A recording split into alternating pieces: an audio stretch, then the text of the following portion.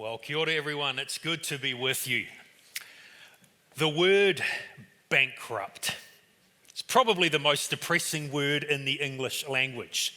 But it gets even more depressing when you punch it into a thesaurus and get a whole bunch of other synonyms that go with it. Insolvent, broke, ruined, lacking, wanting, on the rocks, in the red, needy, beggared, and so on. It's quite a sad list, isn't it, to describe people. And when we think about bankruptcy, we generally think, don't we, about financial bankruptcy. So a person or a business that's kind of come to the end of their money, they're now insolvent. When you look at the balance sheet, the assets are like this and the liabilities are like this, and there's just no way they can pay the debts. This thing is going under, it's bankrupt. But the word bankrupt can be used in other ways as well, not just financial bankruptcy, but we can sometimes talk about someone being ethically bankrupt. And an ethically bankrupt person is someone who is just really severely lacking in morals.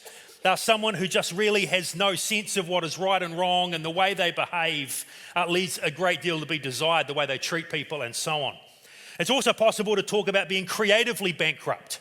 And so that's a situation where you're just completely out of fresh ideas. There's nothing there. I don't know if you've ever experienced in a work setting or an organizational setting a brainstorm session where people are just firing ideas out and people are buzzing and bouncing off each other, and you just sit there kind of like you've got nothing. You know, you sit there for half an hour and not one word has come out of your mouth. You just there's zero fresh ideas coming out. That's often called creative bankruptcy. And then sometimes people will use the word to describe their emotional state. I'm feeling emotionally bankrupt right now. And emotional bankruptcy is kind of like a psychological exhaustion, where someone is just so tired, just so drained that there's a sense in which they can't even sense what they're feeling, let alone describe those feelings. So to be bankrupt, to be destitute, to be needy can be financial, it can be emotional, it can be creative, it can be ethical. Perhaps the most damaging kind, the saddest kind of bankruptcy, however, is spiritual bankruptcy. Spiritual bankruptcy, that means to be desperately lacking before a holy God. It's to be in debt to God because of all the things, the sins and the brokenness of our lives. It's to owe so much more to God than we can ever pay. This is the way that the Apostle Paul sums up our spiritual bankruptcy in the book of Romans chapter 3. He wrote, "There is no one righteous, not even one. There's no one who understands. There's no one who seeks God.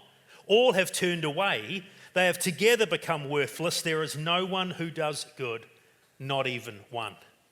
And that's a slamming indictment, isn't it? But what Paul is trying to argue with that, he's not saying that no one around the world ever does anything that is good, no good works or kindness or anything. But he's saying even when we do good, it's can be tainted and muddied by mixed motives that we have. And none of us in and of ourselves pursue God. There's a self-centeredness in the human heart. We are spiritually bankrupt. So as Jason said, we're in this series called Influences, where we're looking at the biggest block of teaching that we get from Jesus in the Gospels.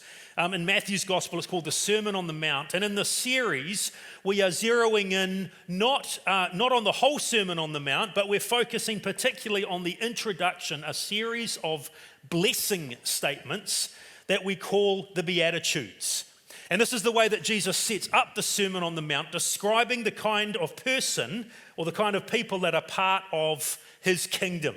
Those who are blessed or approved by God, the truly or the completely fortunate. So last week, Steve Young was here and he jumped into and drilled into the third of the Beatitudes about what it means to be meek and gentle.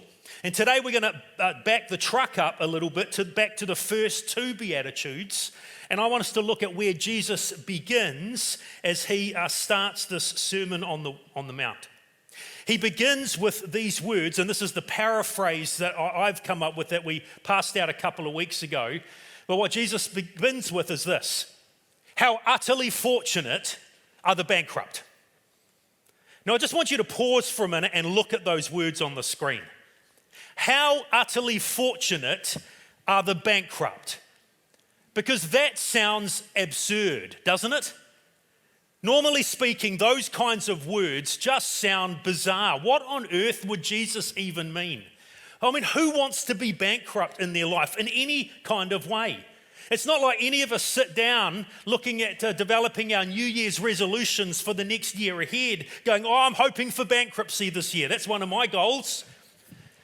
You know, none of us have teenagers finishing up high school, and I don't know if they still do yearbooks, but we did yearbooks when I was in high school, and there'd be a page at the end of all the year 13s who are graduating, most likely to be Prime Minister, and, you know, most likely to be bankrupt. I mean, who's got that as a goal? You know, no one starts a business, no one launches an organisation or a charity or anything with the hope that I'm really praying we'll be insolvent within 2 or 3 years. Bankruptcy is something that we consider horrific and something that we want to avoid. And here's Jesus at the very beginning of the most important sermon he preaches, going, you are incredibly fortunate if you are bankrupt. And that should force us to stop and go, wait a minute, what is Jesus doing here? What is he saying? What we need to understand is that Jesus, all the way through the Sermon on the Mount, by the way, he isn't just plucking ideas out of the air. He's actually going back and building his comments on what the Old Testament has already taught.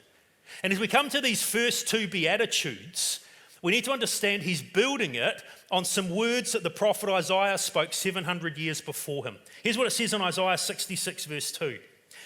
This is God speaking. These are the ones I look on with favor, those who are humble and contrite in spirit and who tremble at my word. Those who are humble and contrite in spirit. And that's what Jesus is coming back to as he begins his sermon this way. Blessed are the poor in spirit, and blessed are those who mourn. Why? Because he's saying that God's favor and approval rests on people who recognize how bankrupt they are before God. They recognize how much they need his grace. The key idea today, friends, is this. Only the desperately needy find the grace they desperately need. Only the desperately needy find the grace they desperately need. And there is both bad news and good news in this key idea this morning. So let's start with the bad news, because that way we end up in the good news, which is a nice way to finish. But the bad news is, friends, that we are desperately needy. That's the message that the Bible shares with us from beginning to end. And that's what this first beatitude is all about, that Jesus begins with. Blessed are those who are poor in spirit, or blessed are those who recognize their spiritual bankruptcy. You see, the opposite of that is to feel self-sufficient, is to be self-righteous, is to presume you don't need God, and that actually you're good enough in and of yourself. This is often what I get told by non-Christians if I can get into a spiritual discussion with them, and they may say something like, look, I don't know if there's a God or not, but if there's a God and if I stand before him at the end of time, I'll be good. It's the sense of, no, I don't need God, I'm sweet, I'm fine. And in fact, Jesus told a fascinating parable in one of the other Gospels, the Gospel of Luke in the New Testament, that contrasts these two mindsets really, really well. He says in Luke 18, he tells this story, this parable about 2 men who go up to the temple to pray. One of those men was a Pharisee. Now, the Pharisees were the super duper religious people of Jesus' day. They were like the professional good guys. They read the scriptures and studied the scriptures. They went out of their way to obey scripturally everything they could in what God has said. They avoided any kinds of evil. They gave to charity. They were the people that everyone else looked up to, like, whoa. And in Jesus' parable, the Pharisee comes to the temple and he stands with hands raised, which was the way they prayed. And he said, God, thank you that I'm such a good guy. Thank you that I give money to charity. Thank you that I study your word. Thank you that I obey your word. Thank you that I'm not like the rest of the schmucks around me here. And Jesus said there was another guy who prayed. Way over here, there was a tax collector in Jesus' story. Now, the tax collectors were the scumbags of Jesus' world. The Israelites had been conquered by the Romans. They were part of the Roman Empire. And so the tax collectors were traitors who were collecting taxes for the hated Romans. But not only were they traitors, they were also scoundrels and thieves, because the way the system worked is a tax collector would make a bid to be the tax collector for a region or a town, and they'd offer so much to the Romans, and they'd have to pay the Romans, and then they had to recoup that by putting taxes and duties and everything onto people. But of course, the temptation was always to extort people and to charge more and to come up with ways to steal more and more money from people to make a profit. And so the tax collectors were absolutely hated both as traitors and as thieves. And in the story Jesus tells, here's the Pharisee, hands raised in the air, praying to God what a great guy he is. And here's the tax collector, no hands raised, his head is even bowed. Jesus said he wouldn't even look up into heaven, and he prayed a simple prayer. He said, God, have mercy on me, a sinner. And then Jesus makes this fascinating comment at the end of his parable in Luke chapter 18. He says, I tell you that this man, the tax collector, rather than the other one, the Pharisee, this man went home justified before God. This man went home right with God. Now, as Jesus told that parable, there was probably an audible gasp in the crowd. Because the Pharisees they're the good guys. The Pharisees are the paragon of virtue. If anyone's right with God, these guys are at the front of the queue. And Jesus comes along and throws that completely upside down. And then he makes this statement at the end of the parable. He says, for all of those who exalt themselves, they'll be humbled. But those who humble themselves, they will find themselves exalted. And what Jesus was saying in that parable is exactly what he's saying as he begins the Sermon on the Mount. That it's only those who are desperately needy that find the grace they desperately need. But what we need to understand is it's possible to recognize our need. It's possible to declare bankruptcy, but not to declare complete bankruptcy. See, there's some ways in the financial world that you can kind of declare yourself insolvent as a business to try and buy yourself some time. It can get a little murky in New Zealand, but in the States, they have really clear legislation on this. And they have two different types of bankruptcy. They call it Chapter 11 and Chapter 7, based on the legislation it comes from. Don't worry about the numbers. What they mean by that is that, though, if a business is in trouble financially, they can declare Chapter 11 bankruptcy or temporary bankruptcy. And what that means is the business can kind of become bankrupt for a season of time, which means the creditors that are circling like sharks just have to take a step back. And it gives that business time to reconfigure, to work out its debt, to maybe sell off a couple of lines that aren't working and trade their way back into profitability again. So it's a temporary situation to buy them the time to work their way back into profit. Whereas Chapter 7 bankruptcy is the other form that a company can take, and it's all over Rover. That's where they just declare bankruptcy, the business is stuffed, the assets are tiny compared to the mountain of debt, and the company is going to shut down. And the creditors might be lucky to get 5 or 10 cents for every dollar they're owed. So it's temporary and permanent. And friends, I think that oftentimes we understand we shouldn't be a self-righteous person who stands before God saying, I don't need anything, I'm good. We understand the need to acknowledge our need, but I wonder if sometimes, rather than declaring permanent bankruptcy, that there's nothing that we can bring to God, I wonder if sometimes we declare something more like a temporary bankruptcy. God, I know I'm broken, I know I've got some sin, but if you could just clear the debt, if you could just help me out, then I will then now work hard to earn my favor with you from this point on. If you can just give me a little bit of grace that I need, then I'll work my way out of this. I think the best example of this kind of idea in the Bible comes from another parable that Jesus told in Luke chapter 15. Many of you will know it very well. It's called the story of the prodigal son. It's about the younger of two boys who comes to his father one day, Jesus says, and says, I want my share of the inheritance now, which is a pretty sad way of saying, Dad, I wish you were dead because the money's more important to me than you are. And surprisingly, in the story, as Jesus tells it, the father goes, okay, and he liquidates some assets and he gives his youngest son his share of the estate early. And the son gets all the money together and he heads off on his OE and goes to a faraway country, and where over time he loses everything. And he ends up homeless and penniless and destitute. There's a famine in that land. Jesus says the only job the young boy can get is working for a pig farmer. Now that's a sad place to be if you're a Jewish boy, because pigs are not kosher. And so you don't want to be serving pigs, and he's serving pigs, and he's even eating the slops that the pigs are eating. That's how bad life has got for this prodigal. And one day he comes to his senses, Jesus says. And the way that many of us read that story is we go, oh, so he repents and he comes home. But I think we're a little hasty. I would suggest that what the prodigal son does is he doesn't declare permanent bankruptcy and just says, Dad, I'm sorry, I've stuffed it. Instead, what he actually says is, I'm going to go home and I'm going to say to my father, Father, I've sinned against heaven and against you. I don't deserve to be your son. Make me one of your hired servants.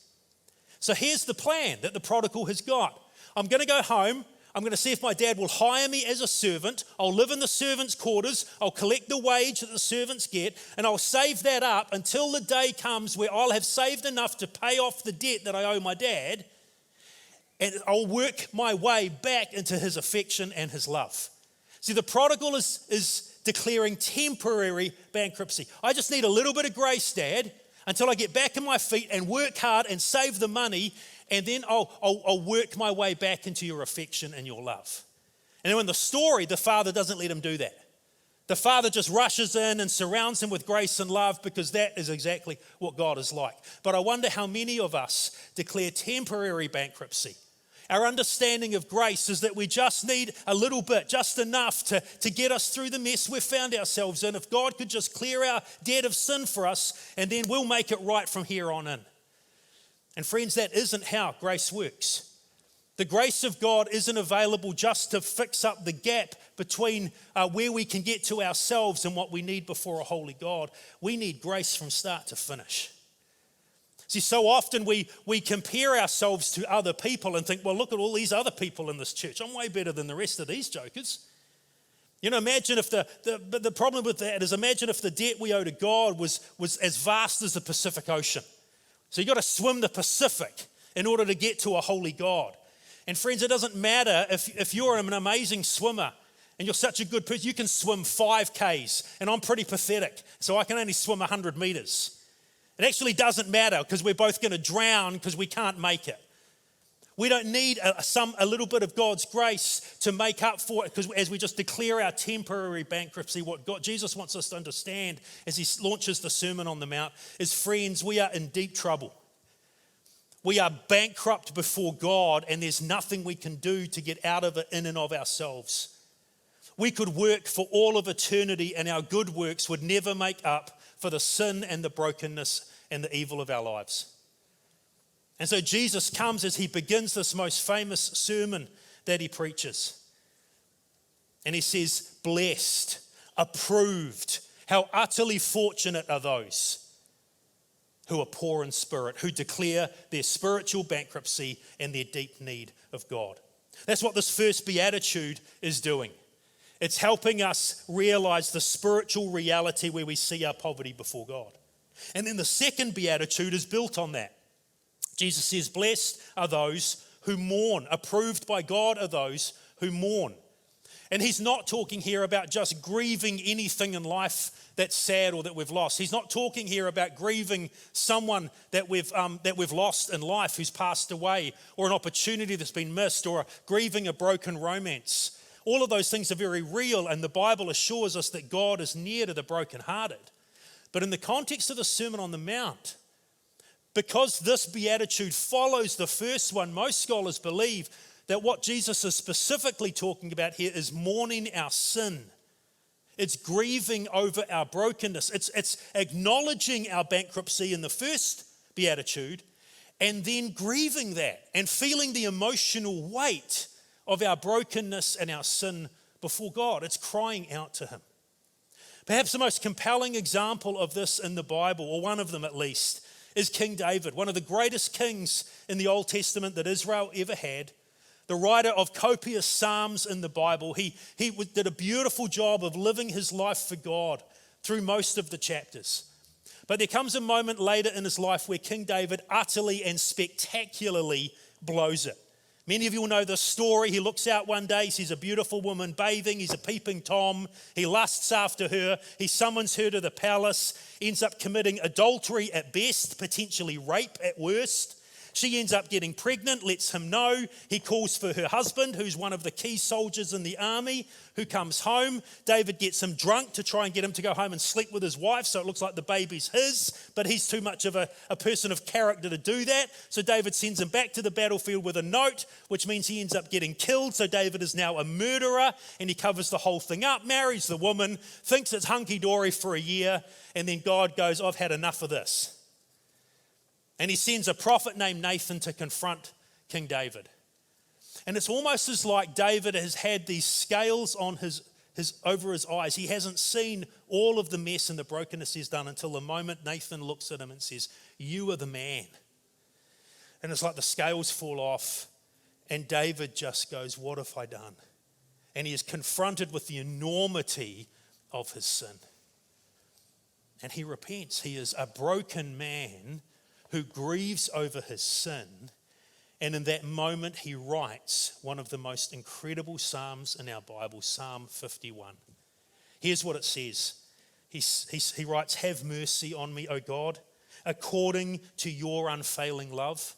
According to your great compassion, blot out my transgressions, wash away all my iniquity, and cleanse me from my sin. He's pleading for the forgiveness and the cleansing of God, asking him to wash away his sin. But notice, David doesn't cry out for that forgiveness on the basis that he deserves it. Well, God, I've been an amazing dude, and so you should forgive me. No, instead he comes to God and he just throws himself. God, would you forgive me on the basis of your amazing love for me? I don't deserve this, but I'm asking you to forgive me because that's the kind of God you are. And then he prays this at the end of his psalm. You don't delight in sacrifice, or I would bring it. You don't take pleasure in burnt offerings, which was the normal way they would deal with their sin. Instead, he says, my sacrifice, O God, is a broken spirit, and a broken and contrite heart you, God, will not despise. See, David's a living example of what Jesus was saying as he began his Sermon on the Mount.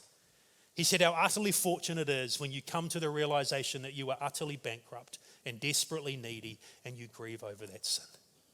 Because it's only the desperately needy who find the grace they desperately need. And that's true, isn't it? It's often in life that we need to desperately, deeply feel our need in order to get it sorted out. I mean, how many of us have had a dull toothache for month after month after month and don't do anything about it until we wake up in the middle of one night with the screaming, throbbing pain, and we go, okay, now I'll make an appointment with the dentist. Yeah? Or how many of us have an issue with the car? There's some weird sound in the car, and we just pretend to ignore it, thinking that's going to help it go away. And we'll drive the car for week after week after week, until finally we're driving one day and something is squealing so loud you can hear it on the other side of Auckland. And we think, okay, maybe now I should probably call the mechanic. Or we know we're putting on a little bit of weight and we should probably go to the gym and start working out and make sure we deal with this. But we kind of leave it and leave it and leave it. And then one day we step onto the scales and they scream at us. And we go, okay, now I'll sign up for the gym. See, the truth is, friends, it's often only when we see how desperately needy we are in an area of life that we then take action.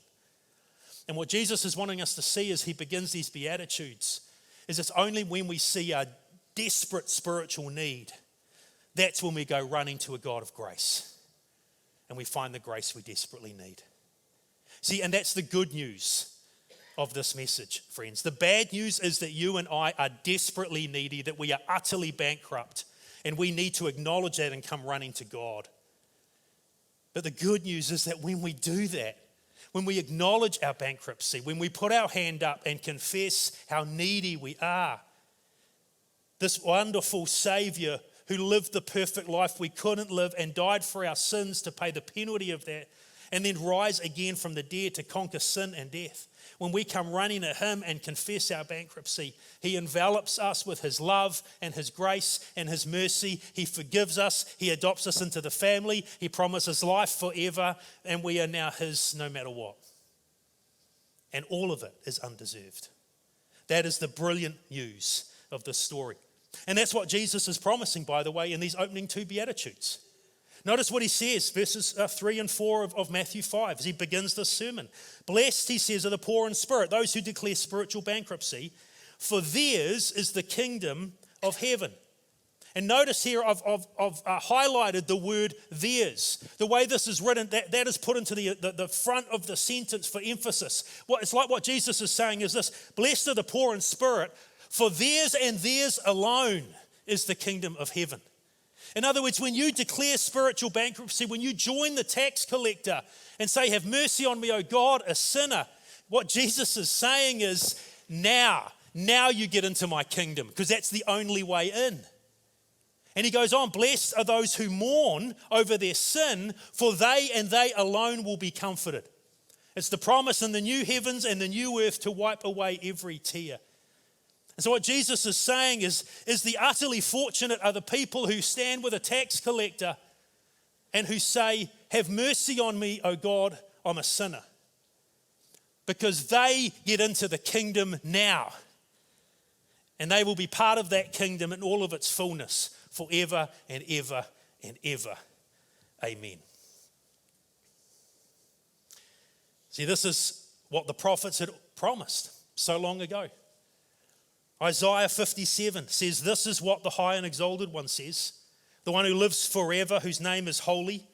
He says, I live in a high and holy place. Which means if you want to live with God forever, you need to be holy and perfect like him. Or, here's the second option, but I also live with the one who is contrite and lowly in spirit, to revive the spirit of the lowly and revive the heart of the contrite. You see, the grace and mercy of Jesus is not available to anyone who stands there and says, no, I'm good enough. I don't have a problem, thanks. And neither is that grace and mercy available to any prodigal who goes, look, I just need a bit of a helping hand. If you just help me through this mess, temporary bankruptcy, I'll work this out from here. The grace and mercy of Jesus is only offered to those who are willing to acknowledge their desperate need, their complete bankruptcy, and come running to the God who wants to lavish us with love and grace and forgiveness and hope and to be adopted into the family. So as we finish today, I want to ask you a simple question. Where do you stand today? Are you standing with the Pharisee? Maybe not boasting like he was about how amazing he is, but having that self-confidence in your own goodness and your own righteousness, and you're going to be okay. So many people live in our world. If there's a God, and if I've got to give an account to him one day, she'll be right. And the message of the Bible is actually it won't be right. And if we're standing here, we need to move. Or maybe you're standing with the prodigal son, declaring temporary bankruptcy. I've made a mess, I acknowledge that. God, if you just give me a little bit of grace, cancel the debt, help me get back on my feet, then I'll take it from there and I'll work hard and I'll make it right and I'll do everything I need to do. When the truth of the matter is we continue to mess up our lives all the time. And the invitation of the opening Beatitudes of the Sermon on the Mount is to choose to stand with a tax collector with our heads bowed and to acknowledge before God, we're broken. We're bankrupt. And to cry out for his mercy and love that he is just waiting to pour out on us as we come to him. It is only the desperately needy who find the grace they desperately need. So as we finish, I want to come back to a question that was on the screen at the very beginning of this message. It was a question that asked this: how can recognizing our bankruptcy change the world? How can standing there and declaring our bankruptcy, how does that change the world? Because that's what Jesus promises in the next part of the sermon, that you are the salt of the earth. If this is you, if you've declared bankruptcy, you're now the light of the world. So how does that work? How can we change the world by being bankrupt people? And I want to suggest as we finish 3 really simple ways. You see, bankrupt people who mourn over their sin will be humble people. Bankrupt people are humble people. Because if you've declared bankruptcy, no one throws you a parade, do they? If you declare bankruptcy, you don't jump on social media and post that everywhere to celebrate. You don't boast about the failure. Instead, if you're going to do anything, you point to the one who has saved you from that. You point to the one who saved. That's why the Bible again and again and again will call us to boast in Jesus alone and in the grace of God. And actually, bankrupt people who mourn their sin the way Jesus is describing should be the most humble people in the world. Bankrupt people who mourn their sin should almost be the most gracious people in the world. Bankrupt people are gracious people. Because when we understand the depth of our own bankruptcy and our own neediness and how much we need God's grace, then when others fail and others hurt us, we should find it easy to accept that and to extend grace. When we've been forgiven so much, we should find it simple to forgive others who hurt us. We should be the most gracious people in the world. And to the extent that we struggle to do that, the extent that we struggle to forgive people who hurt us, may be suggesting that maybe we haven't declared total bankruptcy like we thought. Because bankrupt people who mourn over their sin are humble people and they're gracious people. And thirdly, they're thankful people. And again, friends, we should be the most thankful in the world. When we see the desperate state we were in and recognize this God who loves us and adopts us and forgives us so freely, we should be singing, "Yea, God," with every breath we've got. Because it's only the desperately needy who find the grace that we so desperately need. And if you've found that grace, if you've declared permanent bankruptcy, full bankruptcy, and have come running to Jesus, whether that's in the last few minutes or whether that's 50 years ago, my prayer is that you would be among the most humble and gracious and thankful people the world has ever seen. Because when you are salt and you are light. And the world desperately needs to see that. As we finish today, we are going to pause and we're going to come to the communion table. Those of us who are live here, if you're watching online, you're welcome to do this with us as well. But we're going to come and take these emblems that Jesus gave us of bread and juice that symbolize his body and his blood. Here's what I want you to understand. Only bankrupt people come and take communion. Because communion is a symbol of what he has done for us when we couldn't do anything for ourselves. So as you come to the table today, I want to invite you to come humbly. I want to invite you to come thankfully. I want you to come bowed low, recognizing how much you need him, but recognizing the wonder of his grace that has restored you. Because it's only the desperately needy, folks, who find the grace that we so desperately need. So Jesus, we come to you today so utterly thankful at these words that you preached so long ago that remind us of how needy we are. And thank you for this declaration that we are blessed and approved when we acknowledge our need and grieve over it. How utterly fortunate are you who declare spiritual bankruptcy? Why? Because you are the ones who have inherited God's kingdom. And how utterly fortunate are you who weep over your sin? Why? Because you are the ones who will one day have your tears dried by God himself.